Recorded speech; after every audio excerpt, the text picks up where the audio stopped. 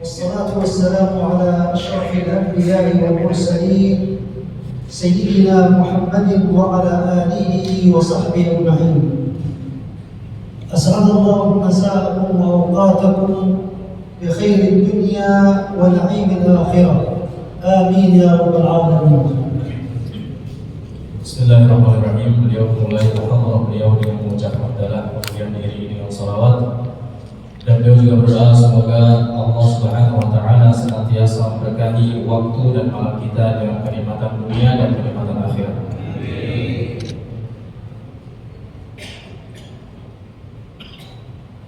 القائل صلى الله عليه وآله وسلم: الراحمون يرحمهم الرحمن تبارك وتعالى ارحموا من في الأرض يرحمكم أو قال يرحمكم من في السماء. Kemudian beliau melanjutkan dengan hadis yang dinamakan dengan al-musalsal bil awaliyah. Jadi saya terangkan bahwa hadis musalsal adalah hadis yang diriwayatkan menggunakan metode atau cara tertentu, baik itu menggunakan ucapan, perbuatan maupun sifat tertentu. Dan kebetulan yang beliau sampaikan ini adalah musalsal bil awaliyah, dalam arti hadis yang beliau sampaikan ini merupakan hadis pertama yang beliau kaji dari guru beliau. Kemudian guru beliau juga merupakan hadis ini adalah hadis pertama yang dikaji dari gurunya sampai dengan akhir sanad. Dan isi hadisnya adalah ar-rahimuna yarhamuhumur rahman. Para penyayang akan disayangi oleh Allah yang Maha Penyayang tabaraka wa taala. Oleh karena itu, sayangilah makhluk yang ada di bumi, maka makhluk yang akan di langit akan menyayangi kalian. وأول إجازة نهديها هي الإجازة في هذا المولد الذي سمعتموه. Kemudian ijazah pertama yang akan beliau ijazahkan untuk kita semua adalah ijazah tentang maulid yang kita baca malam ini. وهو ما نرويه عن شيخنا مفتي مدينة زبيد السيد محمد بن سليمان الإدريسي. Yaitu maulid ini beliau riwayatkan dari guru beliau Mufti Madinah Zabid Al-Imam Muhammad bin Sulaiman Al-Idrisi. وهو عن أبيه مفتي زبيد سليمان بن محمد الإدريسي، وهو عن مفتي مدينة زبيد سليمان بن محمد الأهدل، عن جده الوكيل الأهدل، عن مفتي مدينة زبيد السيد سليمان بن يحيى بن عمر مقبولا الأهدل، عن الإمام البرزنجي زين العابدين. فأجزناكم بذلك. Maka beliau mengijazahkan Al-Barzanji dari guru beliau sampai dengan pengarang maulid ini, yaitu Syekh Al-Barzanji. Kemudian beliau mengijazahkan kepada kita semua. Maka kita mengucapkan qabilna ijazah bersama-sama kali. Qabilna ijazah. وما دام أن الجلسة كانت جلسة مولد وتعلق وسماع سيرة الحبيب الأعظم صلى الله عليه وآله وسلم. Berhubung karena jalsah ini merupakan jalsah yang diisi dengan bacaan sirah Nabi Muhammad sallallahu alaihi wasallam. عندما يقول الإمام البوصيري فهو الذي تم معناه، أي الأمور الداخلية من قلب وفؤاد وعقل، فهو الذي تم معناه وصورته أي الخارجية، ثم اصطفاه حبيبا بارئ النسم قال منزه عن شريك في محاسنه، فجوهر الحسن الجوهر الذي لا ينقسم، فجوهر الحسن فيه غير منقسم. Kemudian beliau mengutip kalam dari Al-Imam Al-Busiri, bahwa alladzi tamma ma'nahu Rasulullah, beliau Rasulullah adalah makhluk ataupun orang yang sempurna zahir dan batinnya. Kemudian Allah pilihkan beliau dari keturunan-keturunan yang suci. Fajauhar husni, jauhar dalam ilmu akidah itu artinya adalah sesuatu yang tidak bisa dibagi. Dalam artian beliau itu satu-satunya kebaikan yang tidak bisa dibagi. Ghairu munqasim, yang tidak bisa dibilang. Kesempurnaan beliau adalah kesempurnaan yang mutlak. Qala Imam Al-Busiri munazzahun an syarikin fi mahasinihi. Kemudian Imam Busiri melanjutkan munazzahun an syarikin fi mahasini, dalam artian tidak ada satupun yang mengimbangi apalagi menandingi kesempurnaan beliau, keindahan beliau. فسبحان الذي جعل نفسه واحد لا شريك له في إلهيته وربوبيته. Maha suci Allah yang telah menjadikan kesempurnaan Nabi Muhammad, kesempurnaan yang mutlak yang tidak dimiliki oleh yang lainnya dalam rububiyah dan ilahiyahnya Allah Subhanahu wa taala. وجعل نبيه واحد لا شريك له في إنسانيته. Kemudian menjadikan Rasulullah SAW tidak ada yang menyaingi dalam segi kemanusiaannya. قال فهو الذي تم معناه. ما هي هذه المعاني التي تمت؟ Imam Busiri mengatakan beliau Rasulullah adalah yang sudah sempurna maknanya. Sekarang apa yang dimaksud dengan kesempurnaan makna ini? ماذا قال القرآن الكريم في معاني النبي صلى الله عليه وآله وسلم وكيف وصفها؟ Kita simak sekarang bagaimana Al-Quran menyifati kesempurnaan Rasulullah SAW dari segi maknanya, dan bagaimana Al-Quran menyifati Rasulullah. هل النبي له شبيه أو نظير أو مثيل؟ Apakah Rasulullah itu memiliki pesaing atau yang mengimbangi ataupun rivalnya? قال لا شريك له. Dikatakan tidak ada satupun yang menyekutuinya. استمع إلى القرآن الكريم. Dengarkan apa yang disampaikan oleh Al-Quran Al-Karim. وهو يتحدث عن هذا القلب الذي حواه هذا الجسد. Ketika Al-Quran membicarakan tentang hatinya Rasulullah yang berada di dalam jasadnya. قال نزل به الروح الأمين على قلبك. هل يوجد قلب نزل عليه القرآن الكريم؟ Telah turun kepadanya, yakni di dalam hatinya Rasulullah Ar-Ruhul Amin, yakni malaikat Jibril. Apakah ada hati dari makhluk di alam semesta ini yang dituruni malaikat Jibril? إذا لا يوجد قلب كقلب النبي. Jelas tidak ada satupun hati yang dituruni oleh malaikat Jibril kecuali hatinya Rasulullah Sallallahu Alaihi Wasallam. هل يوجد فؤاد كفؤاد النبي؟ Apakah ada hati seperti hatinya Rasulullah? قال ما كذب الفؤاد ما رأى. Dikatakan dalam Al-Quran yang artinya hatinya tidak pernah mendustakan apa yang dilihatnya. من الذي زكى الله فؤاده؟ Siapa yang memberikan persaksian atas kesucian hatinya Rasulullah? كلنا لنا ألسنة. Kita semua masing-masing memiliki lisan atau berlidah. لكن هل يوجد لسان كذلك اللسان الذي قال الله فيه فإنما يسرناه بلسانك؟ Apakah ada lidah yang seperti lidahnya, yakni lidah Rasulullah, yang dalam Al-Quran dikatakan sungguh telah kami mudahkan Al-Quran ini pada lidahmu. القرآن الكريم صفة الله منزه عن الحرف والصوت والتقديم والتأخير. Jelas Al-Quran adalah sifatullah yang bersih, yang anti dari huruf ataupun suara. لكن إكراما للنبي جعل هذه الصفة القرآن الكريم بلسان النبي. Namun untuk memuliakan Nabi, Allah jadikan Al-Quran ini datang atau sampai kepada kita melalui lisannya Rasulullah. قال فإنما يسرناه بلسانك. Allah berfirman, telah kami mudahkan Al-Quran melalui lidahmu, melalui lisan Rasulullah. كل واحد منا ينطق بالكلمات. Masing-masing dari kita mengucapkan kalimat. لكن هل نطقنا كنطق الذي قال الله فيه وما ينطق عن الهوى إن هو إلا وحي يوحى؟ Namun apakah ucapan yang kita ucapkan seperti ucapannya orang yang dalam Al-Quran Allah sifati dengan wama yang tiqu anil hawa, yakni tidak ada satupun kalimat yang diucapkan atas dasar hawa nafsu. السيد محمد بن علوي المالكي في كتابه وهو في الأفق الأعلى. Sayyid Muhammad bin Alawi Al-Maliki dalam kitabnya wa huwa bil ufuqil a'la, عند تفسير قوله تعالى وما ينطق عن الهوى. ketika menafsiri firman Allah Subhanahu wa taala wa ma yantiqu 'anil hawa, قال هناك فرق بين بين الباء وبين عن التي للجر. Dia mengatakan di situ ada perbedaan antara ba dan baik antara ba dan an yang mana keduanya adalah huruf jar. Allah قال وما ينطق عن الهوى ولم يقل وما ينطق بالهوى.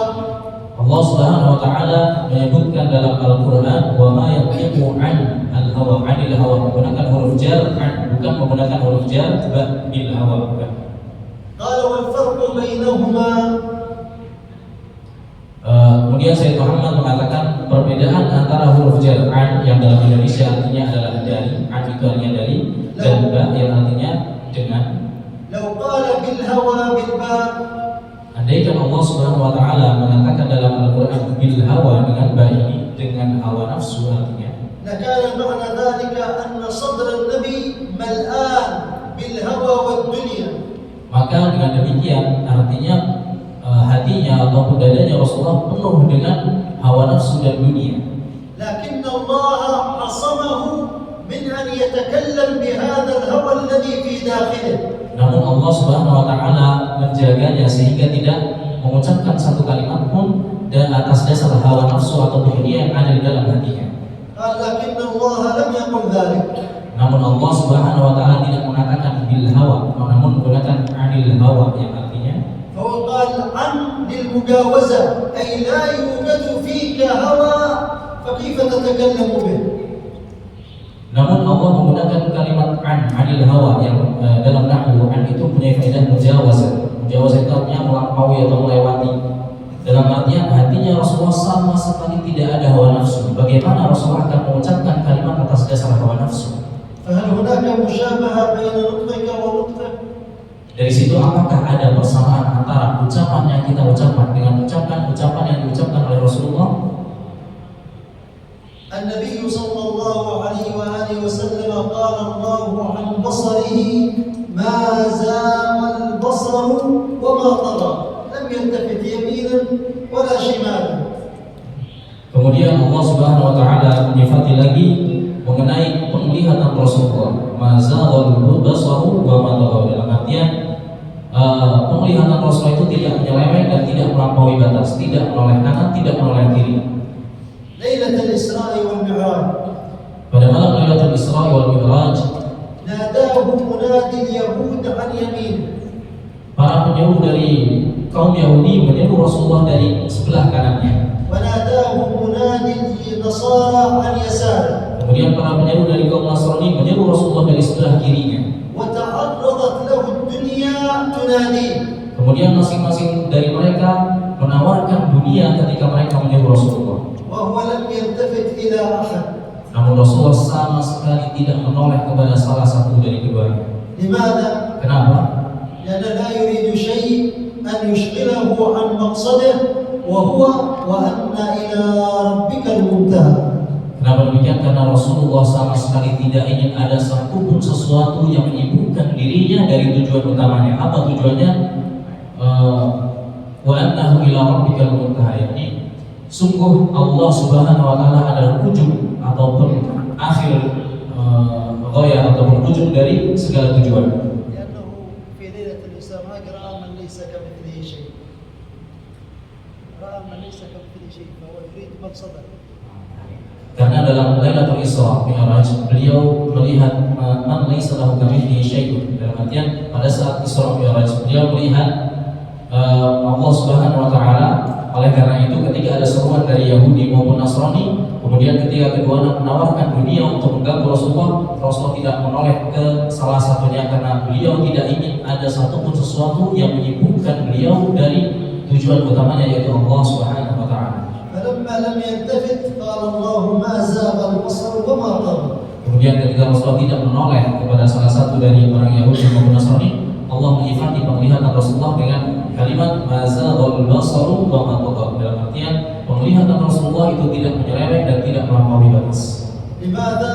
لأنه يريد وأن إلى ربك المنتهى.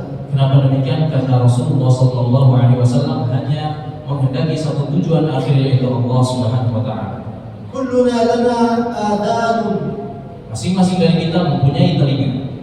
لكن هل آذاننا كأذن الذي قال الله فيه ويقولون هو أذن قال قل أذن خير لكم يؤمن بالله ويؤمن للمؤمنين. Namun apakah telinga kita seperti telinganya orang yang dalam Al-Quran, yang orang disebut Rasulullah, yang dalam Al-Quran Allah sifatnya qul udhunu wa yaquluna huwa udhun, dalam artian orang-orang munafik ketika mengejek Rasulullah qul wa yaquluna huwa udhun, Nabi Muhammad mempercayai semua apa yang didengarkan. Namun kemudian Allah bela Rasulullah dari perkataan orang-orang munafik tersebut, qul udhunu khairin lakum, ia mempercayai semua yang baik bagi kamu, ia beriman kepada Allah. هذا العقل وهذا الشرع وهذا الفكر الذي يفكر به النبي صلى الله عليه وآله وسلم. هل يفكر أحد؟ هل يوجد عند أحد منا عقل كعقل النبي؟ Akal, pikiran dan syariat yang digunakan untuk berpikir Rasulullah itu berbeda di antara dengan kita. Apakah ada akal ataupun pikiran yang seperti akal dan pikirannya Rasulullah?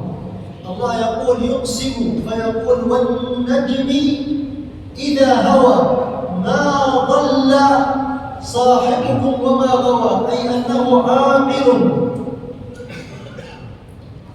Kemudian Allah Subhanahu wa taala untuk menyifati akalnya Rasulullah berfirman dalam Al-Qur'an surat An-Najm yang diawali dengan sumpah wan najmi idza hawa, demi bintang yang tenggelam, ma dhalla sahibukum wa ma ghawa, ma dhalla sahibukum wa ma ghawa, yang artinya kawan Muhammad tidak sesat dan tidak keliru. Jadi awal mula turunnya ayat ini adalah karena orang-orang musyrik menuduh Rasulullah sebagai orang yang gila. Kemudian Allah bela Rasulullah dengan turunnya ayat ma dhalla sahibukum wa ma ghawa, yakni kawanmu itu tidaklah tersesat dan juga tidak keliru. Ad-dhalal ضد al-hidayah. Kita ketahui semua bahwa ad-dhalal ataupun kesesatan adalah lawan dari hidayah ataupun petunjuk. Wal-ghawa ضد al-rushd. Kemudian al-ghawa ataupun keliru adalah lawan kata dari ar-rushd. Ar-rushd itu artinya kebenaran. Makna dzalika anna nabiyyana sallallahu alaihi wasallam hadiyan rashidan. Maknanya Rasulullah sallallahu alaihi wasallam adalah orang yang memberi petunjuk dan orang yang mengarahkan.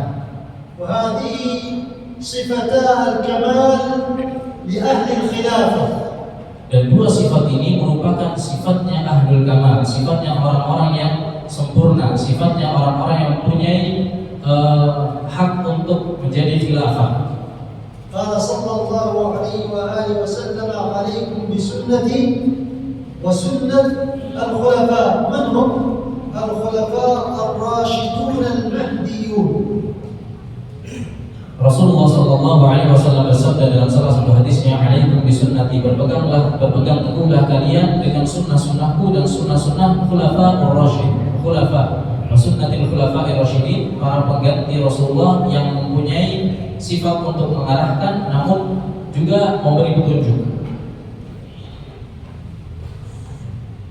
Hal yujadu sadr ka sadri an-nabi alladhi shaddahu Allah wa sharahahu. Kemudian sekarang bahas mengenai sadr ataupun dada. Apakah ada dada yang seperti dadanya Rasulullah sallallahu alaihi wasallam yang Allah belah, kemudian Allah lapangkan dada tersebut, Allah bersihkan dada tersebut. Wa ghasalahu wa akhraja minhu hatta syaitan. Kemudian Allah cuci dada itu dan Allah keluarkan bagian dari syaitan. Hal yubadu dhahr كظهر النبي صلى الله عليه وآله وسلم رفع الله عنه إسره. Apakah ada dhahar ataupun punggung seperti punggungnya Rasulullah sallallahu alaihi wasallam yang mana Allah Subhanahu wa taala mengangkat dosa dari punggungnya Rasulullah? Dalam surat Al-Isra dikatakan wa rafa'na alam nashrah laka sadrak wa wada'na anka wizrak. Jadi Allah sudah melapangkan dadanya, kemudian Allah angkat beban dosa dari punggungnya. alladzi anqadha dhahrak, yang telah memberatkan punggungnya tersebut. هل يوجد إنسان رفع الله ذكره عاليا؟ Apakah ada manusia yang Allah muliakan sebutan untuknya? فلا يذكر الله إلا ويذكر معه. Tidaklah disebut nama Allah kecuali disebut nama orang ini juga. قال ورفعنا لك ذكرك. Allah berfirman, telah aku angkat, telah aku muliakan sebutan untukmu. هل يوجد وجه كوجه ذلك القمر؟ Apakah ada sebuah wajah yang seperti wajahnya rembulan tersebut? قال قد نرى تقلب وجهك في السماء. Dalam Al-Quran Allah katakan, sungguh telah aku lihat jadi angkat turunkannya wajahmu ke arah langit. وذكر يده وعنقه. Kemudian Allah juga menyebutkan tangannya Rasulullah dan juga menyebutkan lehernya Rasulullah. فقال ولا تجعل يدك مغلولة إلى عنقك.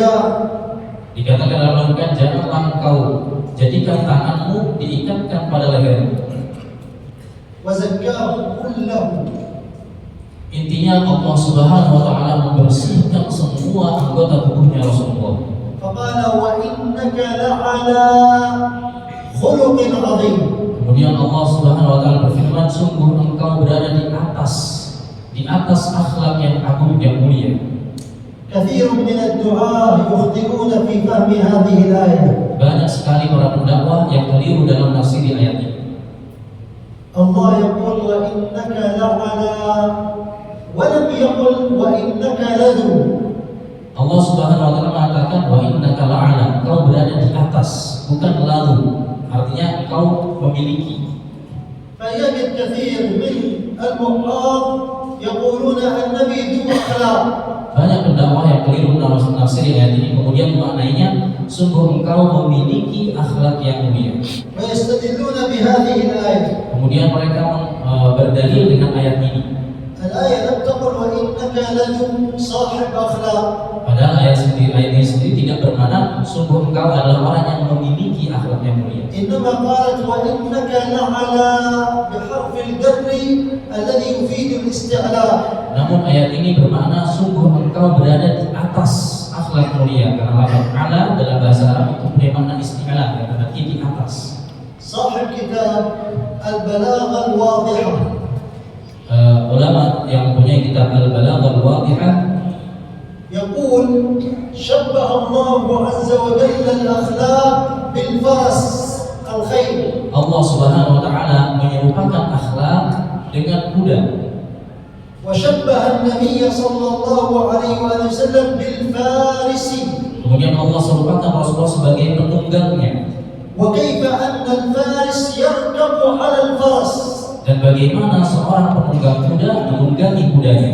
فيكون الفرس تحته وهو على الفرس. Kemudian Allah menyebutkan atau menyifati akhlak itu sebagai kuda di bawahnya dan penunggangnya yaitu Rasulullah berada di atasnya. قال فالله يقول وإنك لعلى أي كل أنت على الأخلاق.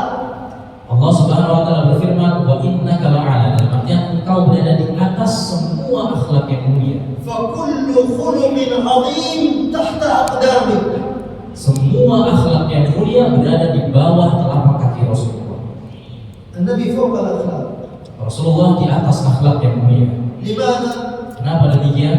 لأنه أدبه ربه فأحسن تأديبه. Karena Allah yang mendidik adalah Rabb-Nya. Kemudian Rabb atau Allah Subhanahu wa taala sungguh telah sempurna mendidik Rasulullah. فالأخلاق تصدر عنه لا تصاحبه. Akhlak yang mulia keluar dari Rasulullah, bukan menyertai Rasulullah. فأخلاقه أخلاق القرآن. Akhlaknya Rasulullah adalah akhlak Al-Quran. وأخلاق القرآن أخلاقا إلهية. Dan akhlak Al-Quran adalah akhlak ilahiyah. فهي مجرد تجليات من الحق مباشرة على نبينا صلى الله عليه وآله وسلم. Jadi akhlak tersebut adalah bentuk penampakan keagungan Rasulullah, keagungan Allah Subhanahu wa taala yang ditampakkan pada diri Rasulullah. إن القرآن الكريم عندما يقارن بين نبينا وبين غيره من الأنبياء. Al-Quranul Karim ketika menyebutkan atau membandingkan antara Rasulullah dengan selain Rasulullah dari para nabi, تجد عظمة هذا النبي صلى الله عليه وآله وسلم. kalian akan menemukan keagungan Nabi ini, Nabi Muhammad sallallahu alaihi wasallam. سيدنا موسى نبي الله Sayyidina Musa adalah nabinya Allah. ترك قومه وذهب مسرعا. ما أعجلك عن قومك يا موسى؟ قال وعجلت إليك ربي لترضى أريد رضاك يا الله. Dia meninggalkan kaumnya dan pergi dengan tergesa-gesa. Ketika ditanya, kenapa engkau wahai Musa? Saya cepat-cepat menuju engkau wahai Rabbku supaya engkau ridho kepadaku. فموسى يسعى طلبا لرضاء ربه. Nabi Musa berlari atau berjalan menuju mencari ridhonya Allah. أما النبي قبل أن يطلب الرضا قال الله عز وجل ولا سوف يعطيك ربك فترضى. Namun ada satu nabi yang diberi ridho oleh Allah sebelum memintanya. Wala sawfa yu'tika rabbuka fatardha. Sungguh akan aku berikan engkau sampai kemudian engkau itu ridho. قد نرى تقلب وجهك في السماء فلنولينك قبلة ترضاها. Sungguh telah aku lihat gerak-geriknya wajahmu ke arah langit, maka akan kami hadapkan engkau kepada kiblat yang engkau ridhoi. سأل النبي صلى الله عليه وآله وسلم جبريل عن الفرق بين الخلة والمحبة. Kemudian Rasulullah Shallallahu Alaihi Wasallam bertanya kepada malaikat Jibril mengenai perbedaan antara khullah dan mahabbah. فأجاب المولى جل ذكره. Kemudian Al-Maula Allah Subhanahu Wa Taala menjawabnya. فقال يا حبيبي الخليل لا يفعل إلا ما أحب. Kemudian Allah mengatakan, wahai kekasihku Al-Khalil, maknanya sama-sama kasih. Namun perbedaannya Al-Khalil la yaf'alu illa ma uhib, tidak melakukan kecuali apa yang aku sukai. والحبيب أفعل ما يحب. Sedangkan Al-Habib itu aku lakukan sesuatu yang dia sukai. Saya sedikit saya jelaskan lagi. Kalau Al-Khalil itu melakukan apa yang aku sukai, tapi kalau Al-Habib itu saya lakukan apa yang dia sukai. قال عن إدريس ورفعناه مكانا عليا. Kemudian Allah berfirman mengenai Nabi Idris, sungguh telah aku angkat dia di tempat yang mulia, السماء الرابعة. langit yang keempat. النبي جاوز السماوات العلى. Namun Nabi Muhammad melewati langit yang ketujuh. رفع الله قدر الأنبياء. Allah angkat semua derajat para nabi. فقال نبينا آدم فمن دونه تحت لوائه. Namun Rasulullah mengatakan Nabi Adam dan semua para nabi berada di bawahku. صلى الله عليه وسلم كما يقول الإمام البصيري فهو الذي تم معناه. Demikianlah Imam Busiri mengatakan beliau adalah zat yang telah sempurna maknanya. فهذه إشارات إلى بعض المعاني. Ini merupakan isyarat dari beberapa makna. قال معناه وصورته. Dia mengatakan maknanya dan bentuknya atau rupanya. صورة النبي صلى الله عليه وآله وسلم. Rupa ataupun jasadnya Nabi Sallallahu Alaihi Wasallam خلقه على أحسن صورة. Allah ciptakan dalam paling sempurnanya bentuk atau rupa ataupun jasad. عليها جميع المحاسن محصورة مقصورة. Semua kebaikan, semua keindahan terkumpul pada jasadnya Rasulullah. يقول الإمام القسطلاني في المواهب اللدنية. Imam Al-Qusṭulani mengatakan dalam kitab Al-Mawahibul Laduniyah, قال اعلم أن من تمام الإيمان. Imam Qusṭulani mengatakan ketahuilah bahwa termasuk di antara bentuk kesempurnaan iman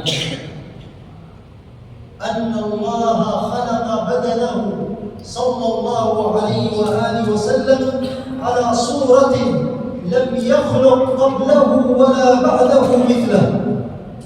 Termasuk di antara salah satu tanda kesempurnaan iman adalah mempercayai bahwa Allah Subhanahu wa taala menciptakan badannya, jasadnya Rasulullah dalam suatu bentuk yang tidak ada yang menyamainya ataupun menandinginya sebelumnya maupun setelahnya. ولذلك هام الكل في محبته. Oleh karena itu menjadi ringan segala sesuatu yang dicurahkan untuk mencintai Rasulullah. واشتاق الكل لرؤيته. Dan semuanya menjadi rindu untuk berjumpa dengan Rasulullah. كيف لا يحبونه وهو بلغ الكمال خلقا وخلقا. Bagaimana kita tidak mencintainya sedangkan Rasulullah itu telah mencapai puncak dalam segi kesempurnaan dan keindahan. قال ابن الطيبع الشيباني وهو يلخص زبدة هذا الأمر. Ibnu Taibah Asy-Syaibani meringkas makna-makna ini ataupun makna-makna kesempurnaan ini. قال وما عسى أن يقال في من وصفه القرآن. Dia mengatakan bagaimana kita mau menyifati atau mengungkapkan mengenai sifatnya seseorang yang sudah disifati oleh Al-Quran. وأعرب أي ووضح وأعرب عن فضائله التوراة والإنجيل والزبور والفرقان. Kemudian telah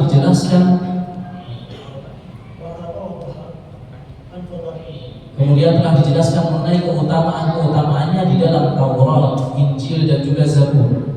وجمع الله له بين رؤيته وكلامه. Kemudian Allah telah kumpulkan kepada Nabi Muhammad antara melihat Allah dan berbicara dengan Allah.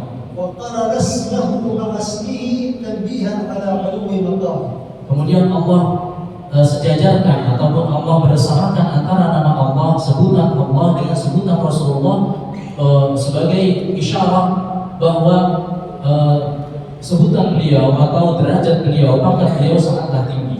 وجعله رحمة للعالمين ونورا. Kemudian Allah jadikan Nabi Muhammad sebagai kasih sayang untuk seluruh alam dan sebagai cahaya. وملأ بمولده القلوب بهجة وسرورا. Kemudian hati-hati semua manusia dengan dilahirkan Rasulullah penuh dengan kebahagiaan dan kesenangan. يقص لنا ابن الطيبع الشيباني في مولده. Ibnu Taibah Asy-Syaibani menyampaikan sebuah cerita dalam maulidnya. قال كان تجار المدينة يذهبون فإذا قدموا إلى المدينة في الليل يستحب أن يدخلوا المدينة في الليل يبيتون خارج المدينة. Beliau menceritakan bahwa ada salah satu pedagang dari Madinah yang setiap kali dia berdagang di luar Madinah, kemudian ketika pulang di waktu malam hari, dia itu merasa malu untuk langsung masuk ke Madinah, sehingga dia itu menginap di luar Madinah. وكان عادة النوق والجمال إذا ذهبت تمشي طبيعي. Dan termasuk kebiasaan unta yang biasa dipakai untuk berkendara, ketika dia itu dikendarai, dia akan berjalan sesuai dengan rutenya. وإذا رجعت تمشي طبيعيا. Dan ketika dia pulang, dia akan pulang sesuai dengan rutenya. حتى إذا اقتربت من المدينة أسرعت الدواب بخطاها. Bahkan ketika unta-unta itu sudah merasa dekat dengan Madinah, maka mereka akan mempercepat langkah.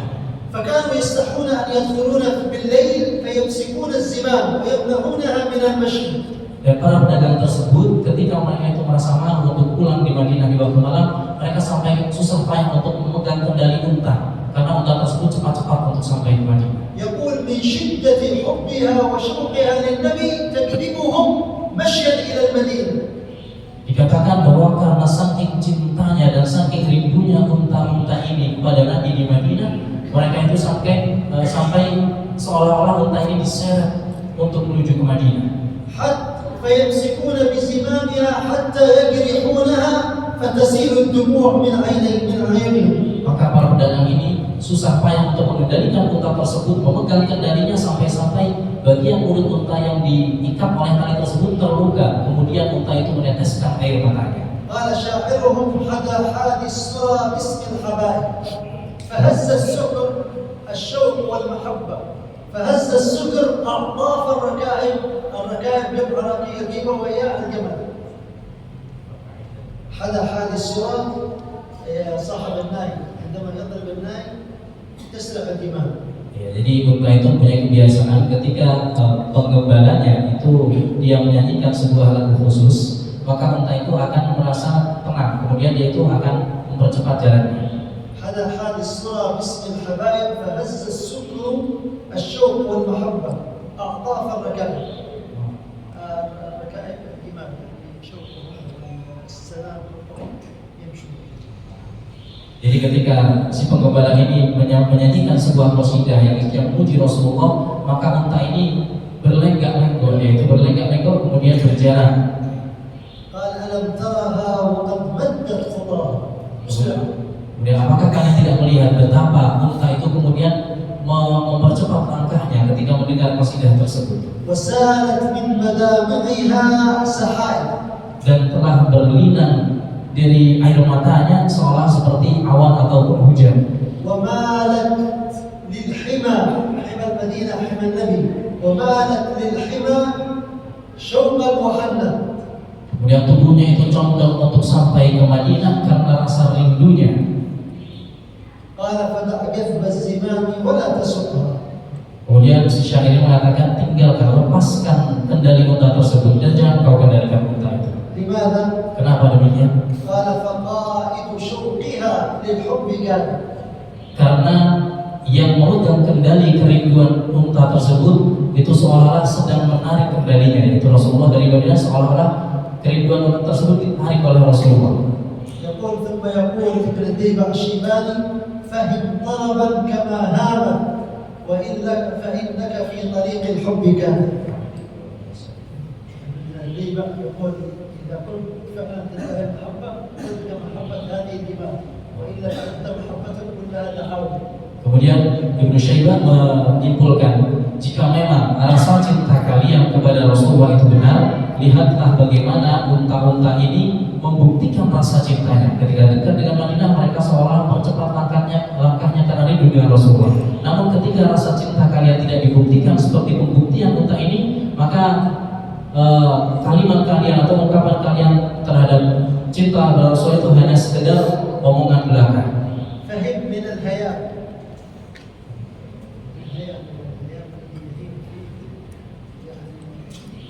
يسمح. Jadi seolah orang yang kasmaran, dia seorang tergila-gila terhadap orang yang dicintai. يقولون الهائم لا يجوز له أن يقصر الصلاة يعني خلاص يعني مثل الوقوف في شبشب. Yang dikatakan orang yang haim itu artinya orang yang tidak punya tujuan, itu tidak boleh mengkosor salat karena dia tidak mempunyai tujuan tertentu. ويقول فهم ضربا كما هام يسكتوا كل الاشخاص اللي معه هيم كهذه الطرق التي هامت والا فانكم في طريق الحق كاذبون. Kemudian dia menimbulkan tergila-gilalah kalian. Ibnu Taimiyah Asy-Syaibani menyimpulkan tergila-gilalah kalian seperti tergila-gilanya unta ini seperti tergila-gilanya unta ini terhadap kerinduannya kepada Rasulullah. Jika tidak demikian, maka tinggalkanlah pengakuan kalian bahwa kalian mencintai Rasulullah hanya ngomong kosong belaka. هذا لم يكن مع النور بل كان أشد من ذلك مع أصحاب النبي صلى الله عليه وسلم. Ini yang terjadi kepada para unta terhadap Rasulullah. Kita lihat apa yang terjadi terjadi pada sahabatnya Rasulullah kepada Rasulullah. نموذج من النماذج. Salah satu contohnya, أحد الصحابة جاء في الليل منتصف الليل يدق على باب النبي صلى الله عليه وآله وسلم. salah satu sahabat datang di tengah. Salah satu dari sahabat itu ada yang datang di tengah malam mengetuk pintu rumahnya Rasulullah. واحد منهم دق باب النبي في منتصف الليل خرج النبي ماذا تريد؟ Kemudian Rasulullah buka pintu dan bertanya dengan heran, apa yang kamu inginkan? قال اشتقت إليك يا رسول الله. Sahabat ini mengatakan, aku rindu kepadamu wahai Rasulullah. يعني تأتي في آخر الليل تزعج النبي وهو نائم تقول له اشتقت إليك. Kita bayangkan, dia datang di akhir malam, kemudian mengetuk pintunya Rasulullah. Ketika ditanya apa hajatmu atau apa keperluanmu, dia jawab, aku rindu kepadamu wahai Rasulullah. قال ماذا أفعل يا رسول الله؟ Kemudian dia bertanya kepada Rasulullah, apa yang harus saya lakukan wahai Rasulullah? إذا رأيتك في صلاة الصبح أقول أرجع وأراه في صلاة الظهر. Dia mengatakan, ketika saya ikut sholat subuh berjamaah kepadamu, aku sembuh kerinduannya. Kemudian ketika saya pulang, saya kembali rindu dan saya kembali di sholat zuhur berjamaah denganmu, kemudian sembuh lagi rindu. وإذا جئت في صلاة الظهر ورأيته ثم فارقته أقول أراه العصر، وإذا جئت العصر أقول أراه المغرب، وإذا جئت المغرب أقول أراه في العشاء. Begini, jadi ketika dia itu tidak datang di sholat zuhur, dia mengatakan nanti saya akan bertemu di sholat asar. Biasanya tidak datang, nanti saya akan bertemu di sholat maghrib. Ketika di sholat maghrib, dia mengatakan nanti saya akan bertemu di sholat isya. قال وفي هذه الليلة يا رسول الله شعرت أنني سأفارق الدنيا. Kemudian dia mengatakan, namun di malam ini wahai Rasulullah, aku merasakan bahwa ini adalah malam terakhirku. Seolah saya ini akan meninggalkan dunia untuk selama-lamanya. وكيف يا رسول الله أطيق فراقك؟ Dia mengatakan, bagaimana saya akan mampu untuk mengalami atau merasakan perpisahan kepadamu wahai Rasulullah.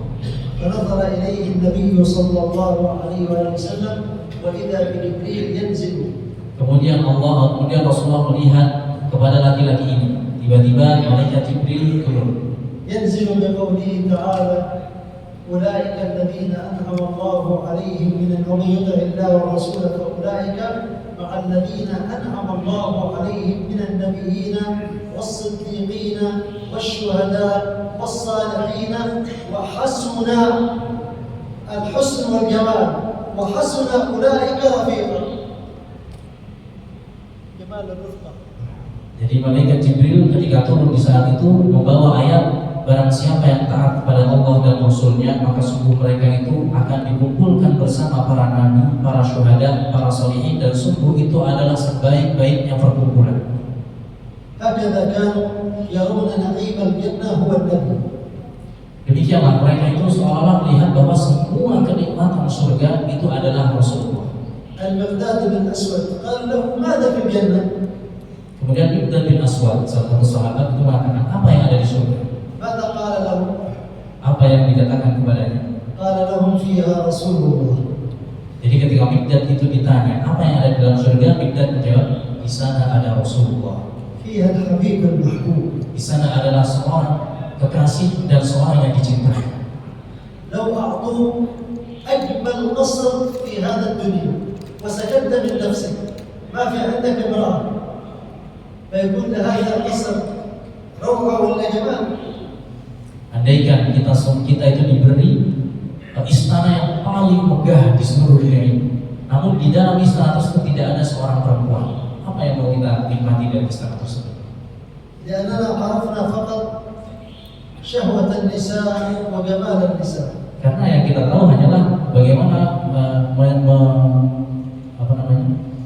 menuruti syahwat untuk perempuan dan keindahan perempuan. أما أولئك الصحابة فعرفوا محبة النبي.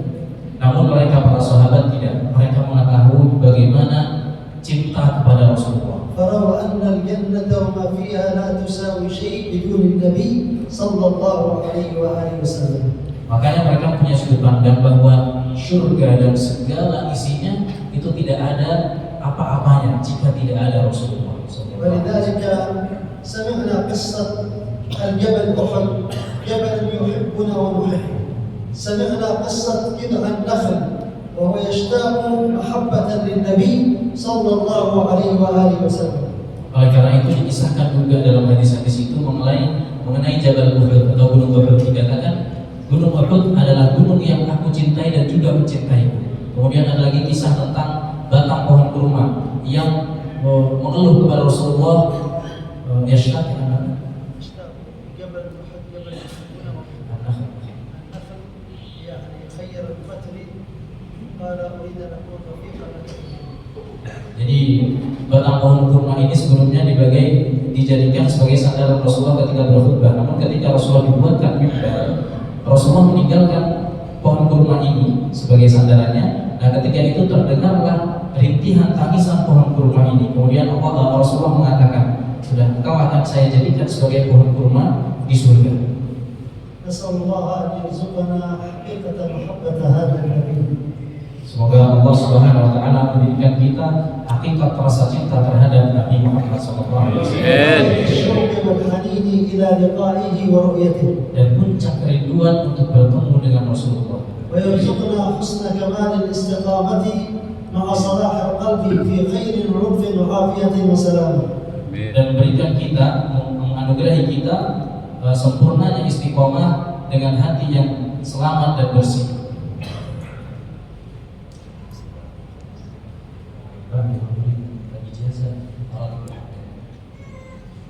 راتب الحداد نجيزه فيه كما أجازنا فيه منصب الإمام الحداد عليه رحمة الله وبسنده، وكما أجازنا فيه عدد من مشايخنا منهم الحبيب عمر بن حفيظ، منهم الحبيب بكر بن علي مشهور، منهم الحبيب علي بن سالم بن محمد العطاس.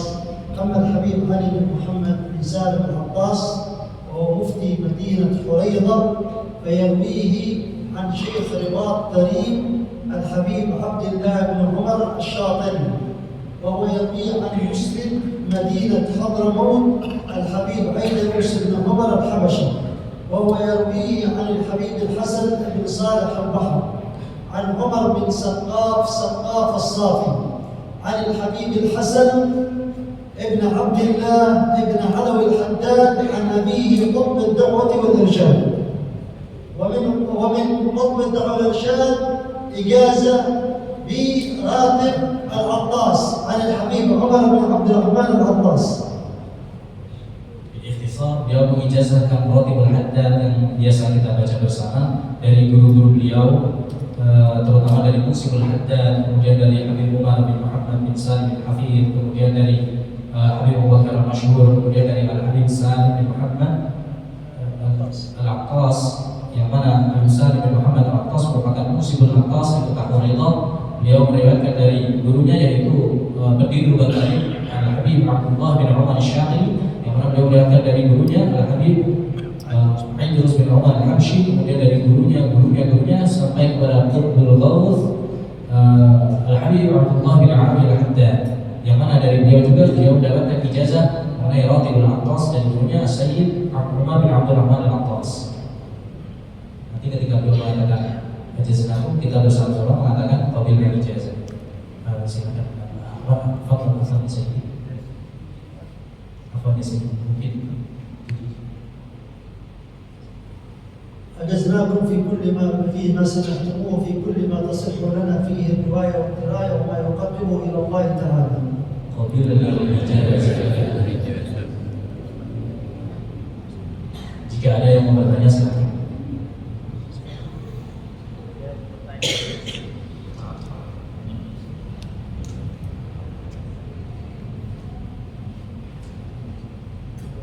Silakan bebas siapa yang mau bertanya.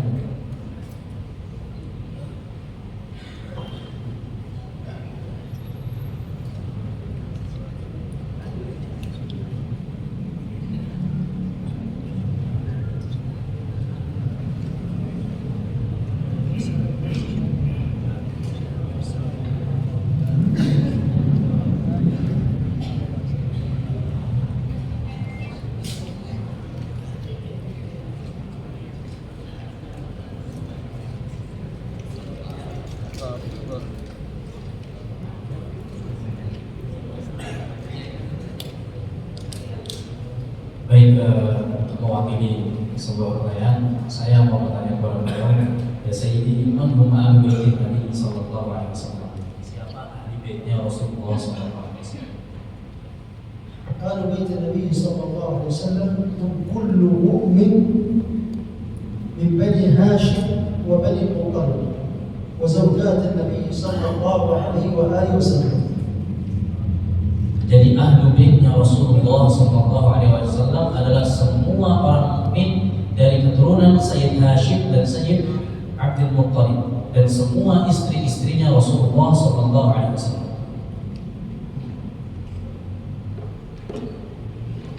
Mungkin ada lagi yang mau bertanya?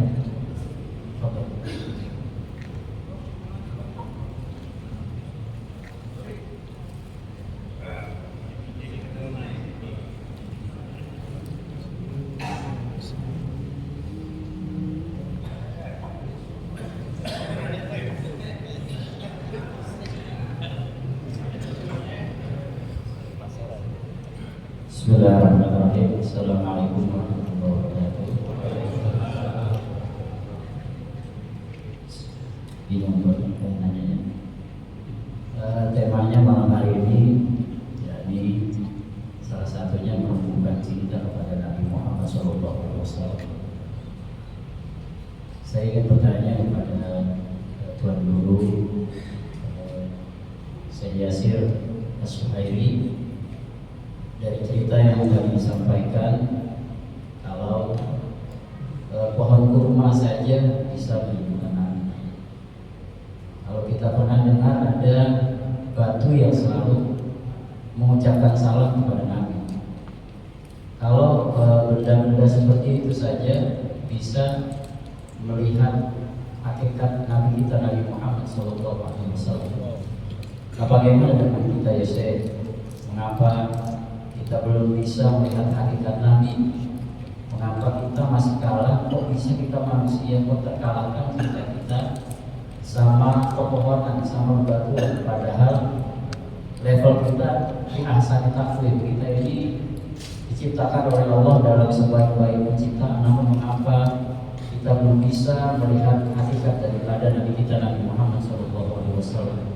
Dan bagaimana menghadapi kondisi zaman yang membuat kita justru semakin jauh daripada Nabi kita Nabi Muhammad SAW?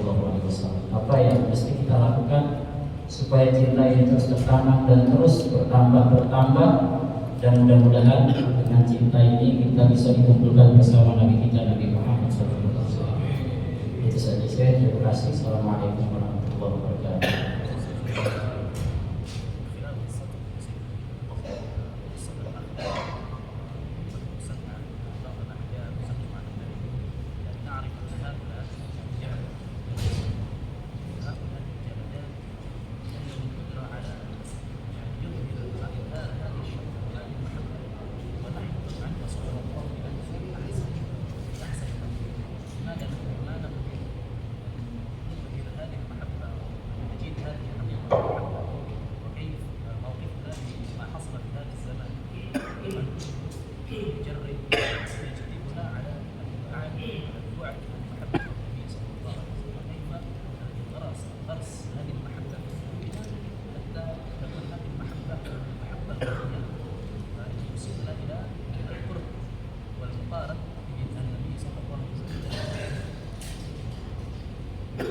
النبي جعله الله ليس رحمة لك بل رحمة للعالمين. Beliau menjawab, Allah Subhanahu wa Ta'ala menciptakan Nabi Muhammad bukan sebagai rahmat untuk Anda saja, namun rahmat untuk seluruh alam. فالرحمة هذه يشترك الكل فيها. Oleh karena itu kita semua seolah-olah barengan untuk menikmati rahmat ini. حتى الشيطان كان في قلب النبي له رحمة.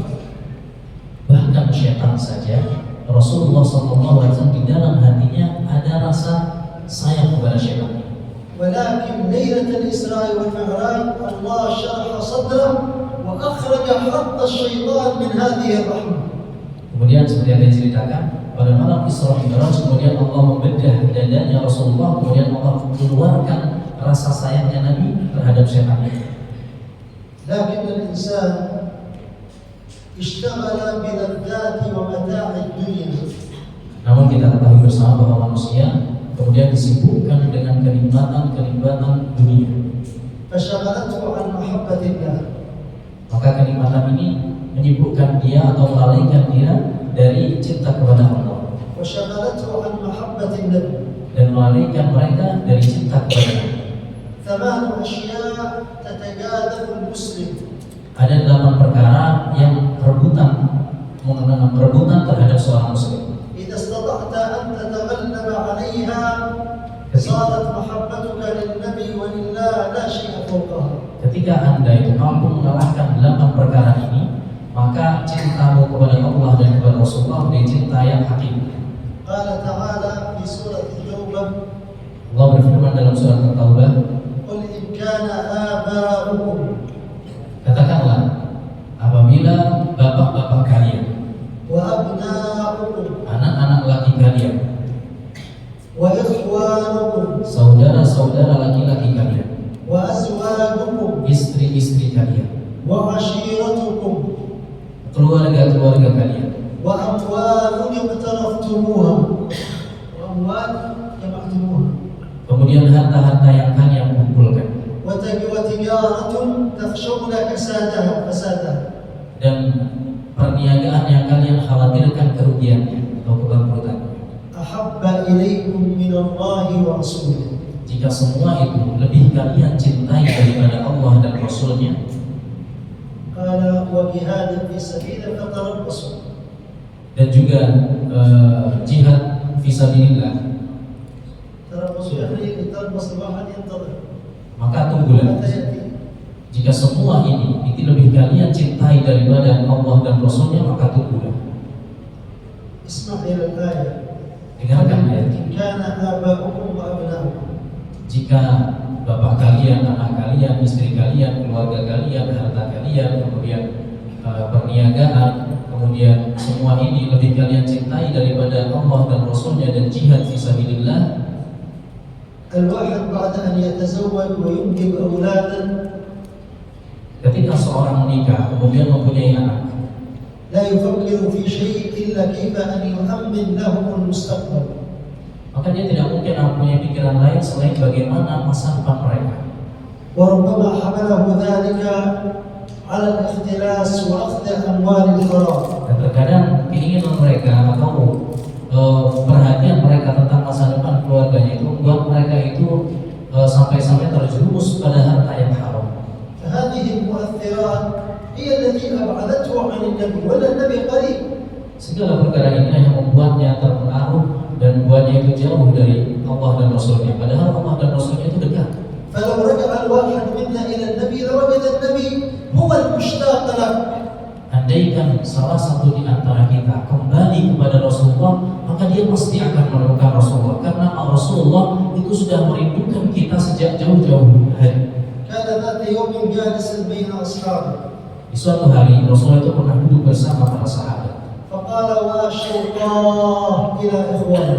Kemudian beliau bersabda, aduhai alangkah rindunya aku kepada saudara-saudara. من هم إخوانه؟ Kemudian para sahabat bertanya, siapa saudara wahai Rasulullah? الذين آمنوا بي ولم يروني. Beliau mengatakan, mereka yang iman kepadaku padahal belum pernah melihatku. النبي يقول وشوقاه هو المشتاق له. Rasulullah mengatakan, alangkah rindunya aku. Jelas Rasulullah itu rindu kepada kita semua. لكننا أعرضنا عن النبي واتبعنا الدنيا. Namun kitalah yang berbalik dari Nabi dan kita ikuti hawa nafsu dan kesenangan dunia. فمن أجل أن نرجع لابد أن نتعرف على هذا النبي. Nah, untuk bisa kembali kepada Rasulullah, perlu kita itu mengetahui tentang Nabi Muhammad SAW من خلال قراءة سيرته dengan cara membaca sejarahnya وتربي أولادنا على سيرته. dan tentunya mendidik anak-anak kita berdasarkan sejarah Rasulullah. اليوم صاروا يعظمون في أبنائنا ونفوسنا المصارع فلان واللاعب فلان والمغنية فلانة. Namun di masa sekarang kita tahu sendiri bahwa yang menjadi idola, yang menjadi idaman kita dan juga anak-anak kita itu misalnya seperti pesmackdown fulan atau artis fulan, artis fulan begitu. تسأله ماذا تريد؟ تريد أن تكون مثل من؟ تقول لك مثل المصارع أو مثل فلان وفلان من الكفرة. Buktinya apa? Ketika misal kita tanya kepada anak kita, kamu itu ingin seperti apa? Mungkin salah satu di antara mereka, saya ingin seperti Cristiano Ronaldo, atau saya ingin seperti Messi dan lain sebagainya. يقول سيدنا علي زين العابدين. Sayyid Ali Zainal Abidin berkata, يقول كنا نعلم مغازي رسول الله صلى الله عليه وآله وسلم وسراياه كما نعلم السورة من القرآن. Sayyid Ali Zainal Abidin berkata, kita itu diajarkan tentang peperangan Rasulullah seperti halnya kita diajarkan surat-surat dalam Al-Quran. الآن من الذي يعلم أبناءه سيرة النبي ومحبة النبي؟ Sekarang siapa yang mendidik anak-anaknya dengan sejarahnya Rasulullah dan cinta kepada Rasulullah? نعطي لهم التليفون ونعطي لهم النت ويتفرجون على ما يريدون. Kita beri mereka HP, kita bukakan mereka internet, kemudian mereka melihat apapun yang mereka inginkan. فينبغي أنفسنا maka sudah sepantasnya kita itu kembali mengoreksi diri kita. وأن نفتح في بيوتنا سيرة النبي Kemudian kita buka kembali sejarah-sejarah Rasulullah di rumah-rumah kita. حتى نغرس في أبنائنا التعلق بهذا النبي صلى الله عليه وآله وسلم. Sehingga kita bisa menumbuhkan rasa ketergantungan, rasa cinta di dalam hati-hati anak-anak kita kepada Rasulullah SAW. Demikian jawaban dari beliau. Ada lagi yang mau bertanya? Oke.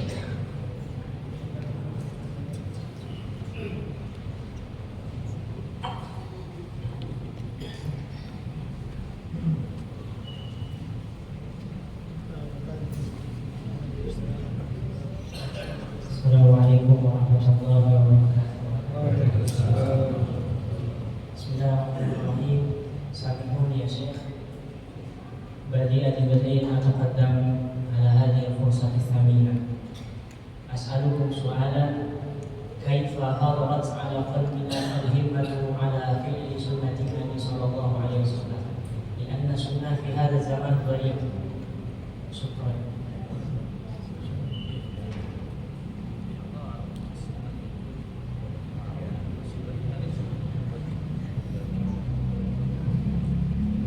سنة النبي صلى الله عليه وسلم الإمدادات الإلهية تقع لك، الإمدادات الإلهية والنصرة الإلهية والعطاءات الإلهية إنما تعطى لك على قدر متابعتك للنبي. Jadi saya terangkan sedikit soal dari saudara kita.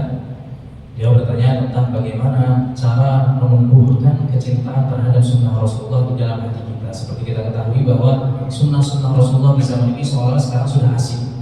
Kemudian beliau menjawab bahwa sunnah-sunnah Rasulullah yang dikerjakan oleh seseorang itu merupakan sebuah anugerah ilahi, pertolongan ilahi, dan anugerah ilahiyah. Kemudian pertolongan ilahiyah tidaklah diberikan kepada seseorang, dan diberikan kepada seseorang sesuai dengan kadar bagaimana dia itu meniru, mencontoh dan mempraktekkan apa yang dilakukan oleh Rasulullah. وبالمواظبة على هذه السنن تترقى في مراقي الحب الإلهي. Dan barang siapa yang melazimkan, merutinkan, menjalani apa yang dilakukan oleh Rasulullah, maka dia itu akan semakin tinggi derajatnya. قال الله تعالى في الحديث القدسي Allah Subhanahu wa taala berfirman dalam salah satu hadis qudsi, قال ولا يزال عبدي يتقرب إلي بالنوافل أي السنن حتى أحبه. Allah berfirman dalam salah satu hadis qudsi, hambaku tidak henti-hentinya dia itu berusaha untuk mendekat kepadaku melalui perantara mengerjakan sunnah-sunnah sampai kemudian aku mencintainya. فالذي يواظب على سنة النبي Barang siapa yang merutinkan melakukan sunnah-sunnahnya Nabi, يغرس ويغمس في المحبة النبوية الإلهية. maka dalam hatinya akan ditumbuhkan rasa cinta kepada Nabi Sallallahu Alaihi Wasallam. وإذا غمس في هذه المحبة Kemudian ketika dia itu sudah ditenggelamkan, kemudian ketika dia itu sudah diikat, dibungkus dengan cintaan ini, قال الله تعالى في الحديث القدسي Allah Subhanahu wa taala berfirman dalam hadis qudsi, فإذا أحببته كنت سمعه الذي يسمع به. ketika aku sudah mencintainya, maka aku akan menjadi pendengarannya yang dia gunakan untuk mendengar, وبصره الذي يبصر به. dan menjadi penglihatannya yang dia gunakan untuk melihat, ويده التي يبطش بها. dan menjadi tangannya yang dia gunakan untuk memukul atau bergerak, ورجله التي يمشي عليها. dan menjadi kakinya yang dia gunakan untuk berjalan. قال ولئن سألني لأعطينه. Dan ketika dia berminta kepadaku, maka niscaya aku akan memberi. هذه العطاءات الإلهية لمن واظب على سنة النبي صلى الله عليه وآله وسلم. Anugerah ilahi semacam ini hanya diberikan kepada orang yang mau melakukan sunnah-sunnah Nabi Muhammad SAW. Jadi dari tegas mungkin untuk menumbuhkan rasa cinta kita atau keinginan kita untuk melakukan sunnah-sunnah Nabi seperti yang beliau terangkan tadi, kita iming-imingi, seolah-olah kita iming-imingi atau kita terangkan apa sih yang kita dapatkan ketika kita itu mencintai atau melakukan sunnahnya Rasulullah SAW. Wahid yang maaf yang berbagi dulu, jadi yang mau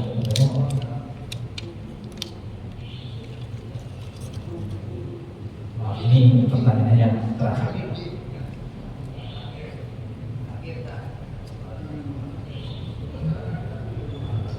Assalamualaikum warahmatullahi wabarakatuh. Insyaallah sehat selalu untuk saya dan kita semua, amin. Mohon maaf atas kemalangan. Pertama adalah mohon izin saya, pertanyaan titipan adalah satu. Pertanyaan pertama adalah almarhum Syekh Ali Jabir pernah menyampaikan bahwa ada sholat sunat yaitu 2 rakaat bisa diniatkan digabung dengan niat yaitu sholat taubat, sholat syukur dan sholat hajat. Kira-kira satu sholat sunat dilakukan dengan 3 niat ini, apakah dalilnya, apakah yang membedakan atas itu? Karena disampaikan oleh Syekh Ali Jabir almarhum. Yang pertama.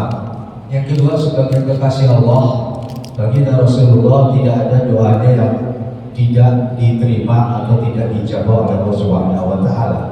Namun sebagaimana kita ketahui, ada satu doa, dan mungkin ada doa yang lain yang tidak mungkin banyak kita kenal. Ada satu doa yang mungkin banyak kita sudah tahu dari guru-guru kita. Satu doa Rasulullah yang tidak dijawab oleh Allah, yaitu ketika sakratul maut. Ya, Rasulullah merasakan sakitnya sakratul maut, maka Rasulullah mohon kepada Allah, jika sakitnya sakratul maut demikian ya Allah, tumpahkan semua kepadamu, jangan kepada umatku. Artinya sekarang pun umatnya merasakan sakit, maka tidak ada yang merasakan tidak sakit sakratul maut. Nah, kira-kira apa hikmah dibalik doa ini tidak dijawab doa Rasulullah, tidak dijawab oleh Rasulullah? Itu satu kasus. Apakah ada kasus lain doa Rasulullah yang tidak dijawab oleh Allah Subhanahu wa Ta'ala selain kasus ini? Demikian, lebih kurang dan mohon maaf. Assalamualaikum warahmatullahi wabarakatuh.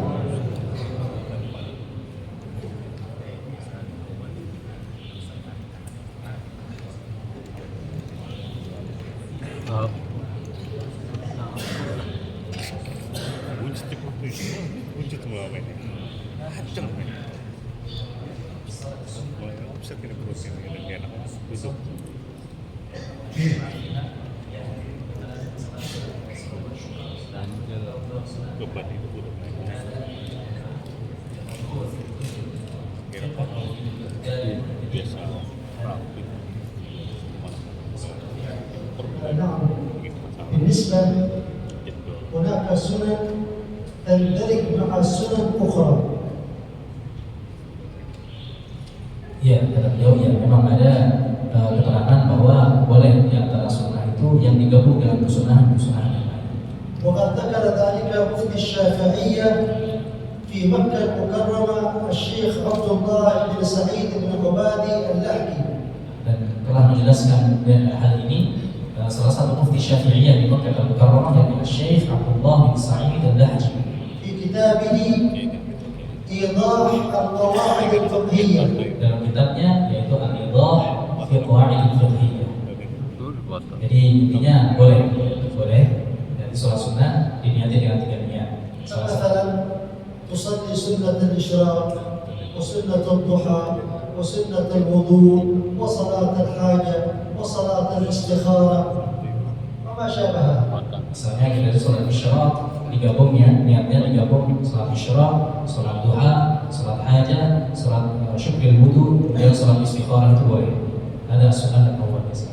Sunnah kan hasan ma'ruf anna jami' du'a Nabi sallallahu alaihi wasallam mustajab. Ya jemaah, fi wahid min du'a Nabi illa waqad istajaba Allah lahu. Walakinahu hasan ma'ruf annahu بعد الدعاء أو بعد ما سأله النبي لله رب العالمين ما يستجيب. هذا معروف أن دعاءه في لحظات موته عندما حضر له الموت سأل النبي لما ذاق طعم سكرات الموت سأل الله يا رب لو كان طعم سكرات الموت هكذا خلي جميع طعم سكرات الموت عندي ولم يضل أحد من أمتي. ولكنه عرف أن كل واحد عندما حضره سكرة الموت يشعر بالألم وهل هذا معناه أن دعاء النبي في هذا الموضوع لا يستجيب الله له؟ لا طبعا، الله عز وجل استجاب دعاء النبي صلى الله عليه وسلم، لكن دعاء النبي ليس هكذا.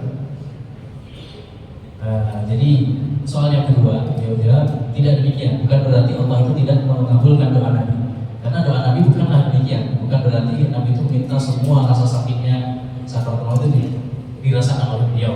في الحديث النبي قال اللهم خفف ولم يقل أزل، خفف عن أمتي وثقل عليهم. Karena dalam hadisnya Rasulullah itu memintanya bukan menghilangkan rasa sakit sakaratul maut dari semua umatku, tapi beliau minta ringankan rasanya sakaratul maut dari umatku dan beratkan rasa sakaratul maut pada diriku. ولذلك لا تجد أحد عند سكرات الموت ذلك الصياح وغير ذلك إلا إذا كان مريض بمرض آخر. Oleh karena itu ketika seorang mendapati ajalnya, mendapati sakaratul maut, tidak ada yang menjerit-jerit kecuali karena memang ada sakit tertentu. أما المؤمن فالنبي بشر أن روحه تخرج كالقطرة تخرج من في السقا، يعني لما يسقي الدابة الفرس الماء تبقى قطرات هنا تنزل على الأرض، تخرج روح المؤمن مثل هذه القطرات ما فيهاش أذية. Sedangkan seorang mukmin, ruhnya seorang mukmin ketika keluar dari jasadnya itu Allah ringankan seperti hanya tetesan air minum yang tersisa di mulutnya orang minum. Jadi ketika kita minum air banyak begitu, kemudian ada airnya itu meluber di mulut dan menetes. Seperti itulah rasanya ruhnya seorang mukmin ketika dicabut dari jasadnya. Semudah itu, seringan itu.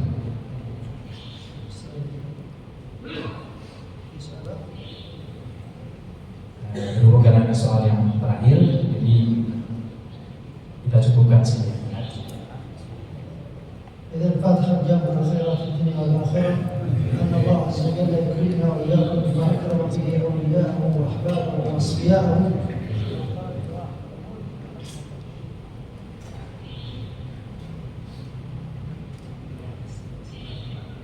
الفاتحة جامعة خيرات الدنيا والآخرة، أن الله عز وجل يبلغكم مناكم وييسر اموركم الظاهره والباطنه، وييسر امورنا واموركم الظاهره والباطنه، وييسر الله عز وجل لنا ولكم في ارزاقنا الحسيه والمعنويه الظاهره والباطنه، ويقضي الحوائج في خير لطف وعافيه وسلامه، ويكرمنا برؤيه الحبيب الاعظم صلى الله عليه واله وسلم في هذه الدنيا وفي الاخره، انه على ما يشاء قدير وبالاجابه قدير، نعم المولى ونعم النصير. اجعلنا بها في الدنيا والاخره مفاتيحا للخير مغاليق للشر، مباركين اينما كنا واينما حلنا في خير لطف وعافيه وسلامه، بجاه النبي صلى الله عليه واله وسلم وآل بيت النبي صلى الله عليه وسلم، واجعل هذه المجالس سببا في رفع البلاء عنا وعن اخواننا في فلسطين، في العراق، في سوريا، في السودان، في اليمن، في مشارق الارض ومغاربها، ارفع عنا وعنهم الغلا والوباء والاذى والقحط والجوع والظلم وسفك الدماء والفتن ما ظهر منها وما بطن برحمتك يا ارحم الراحمين. واخر دعوانا الحمد لله رب العالمين، وصلى الله على سيدنا محمد النبي الامي وعلى اله وصحبه وسلم. سر اسرار الفاتحه.